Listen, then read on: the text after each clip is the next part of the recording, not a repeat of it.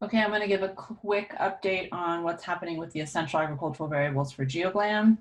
This is Alyssa speaking. Sven and I have been working closely on this, but this is really on behalf of the whole EAV team.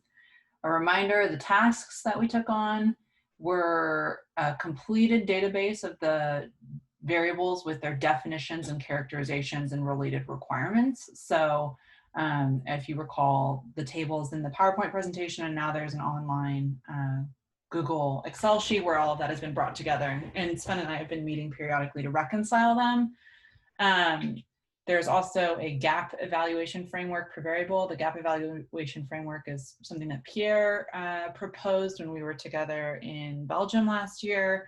I'll show that later on. An EAV publication and an interactive website that people can access to look up this sort of stuff along the lines of what GCOS has for the essential climate variables. We're up to 39 variables now. We've got 12 core variables, with the top 9 that are listed there being are identified as top priority variables. We have 21 different supporting variables, and then we have 6 variables that exist at sort of the essential agricultural variable, essential climate variable interface. What I mean there is that these are defined as ECVs, but they may have needed a slight bit of tweaking to be useful for agricultural applications, but we use that as a jumping off space, and we're trying to kind of capitalize on what has already been done or what is already being prioritized in this space as much as possible. So where are we? We were supposed to sort of be wrapping up in the next 2 months all of those activities, but we really got held up on even coming up with the definitions and the characterizations. And the primary delay has really been mapping. Mapping kind of informs all of the other variables. So like any changes or disagreements in the mapping category has downstream effects on a lot of the other variables. So sometimes it's questions like, what are attributes versus individual map products? Like, does cover crop belong in this map category, or is it its own product? Things like that. That's at the heart of a lot of the challenges. We also kind of are having a little bit of trouble talking about really what is GeoGlam. These are essential agricultural variables for GeoGlam, and GeoGlam back in 2011, 2012 was much more finite and much clearer than I think it is now. We've really grown beyond G20. We're looking at UNFCCC, climate change, the Paris Accords. We're looking at disaster risk reduction. We're looking at land degradation neutrality.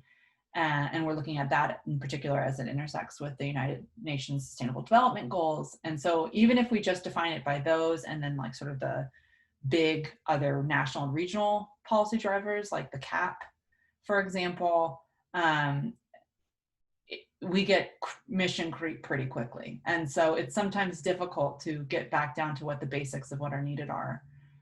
And if we don't, get some level of specificity and some level of requirements, we're kind of just repeating what's already out there and not really doing a contribution to kind of pushing forward an agenda that's going to meet a lot of needs. So it's a tricky balancing act, and we just kind of haven't hit it yet. We did have a recent meeting.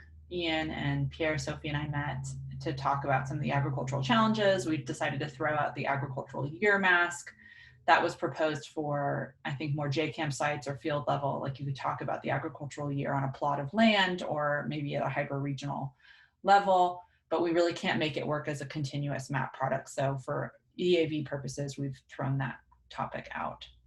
So the variables that need the most attention of the 39 are listed here. There are 3 that are completely blank: perennial, crop mask, cover crop, and field delineation.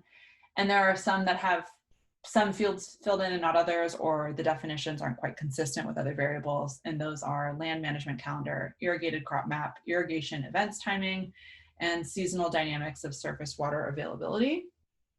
And so that's really where we need to be focusing our attention. And so this is a call to action for people in this community. We need to get resolution on mapping, and perhaps email is the easiest way forward. I've listed some people who initially volunteered as stewards, but really please chime in on kind of coming to a resolution on this. And when you do that, please take the time to familiarize yourself with kind of the larger matrix of variables, because there are intersections and interdependencies between these that will be impacted if there are massive definition changes. So please keep that in mind.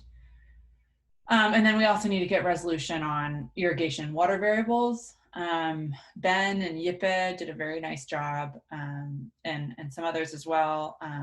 Bimal was helpful with this as well, looking at evapotranspiration and some of the other water variables. And so maybe they have some insight into irrigation, and that would be great. So taking any volunteers there. I think we could probably push forward with like a beta version of the EAVs once we have mapping complete, but I don't think we can really push forward with a beta version of them until we have mapping. That's just so critical to everything. So once that's done, we get all the definitions characterized, we're close. You know, of 39 variables, we're missing maybe 6 or 7 that need some help. So we're getting close. And once we have that done, that paves the way for kind of everything remaining, except for this is Pierre's proposed kind of assessment tool to evaluate where we have challenges in products and their generation, whether it's a methods question, a data question, a validation question, a computational IT tool question, if it's tech transfer, what is the holdup in developing these products at scale?